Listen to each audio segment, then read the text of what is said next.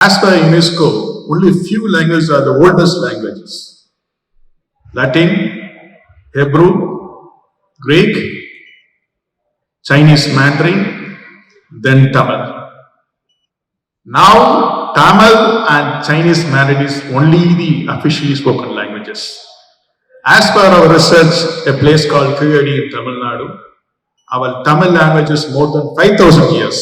We are proud to say we are more than 5,000 years Tamil language. திறக்கரன் ஓடியும் திரவியம் தேடும் அன்றே சொன்னார் அவையார்.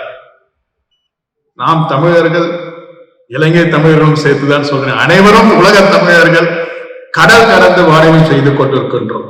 We are known for that. அன்று காரைக்குடி செட்டியார்கள் சென்று செய்தார்கள். அதுக்கு முன்பே ராஜராஜ சோழன் கடல் கடந்து சென்றார். நம்மளுடைய டிஎன்ஏவே கடல் கடந்து வெற்றி அடைவதுதான் ஆசிரியர் தமிழர்களுக்கு என்னுடைய வாழ்த்துக்களை குறித்துக் கொள்கிறேன்.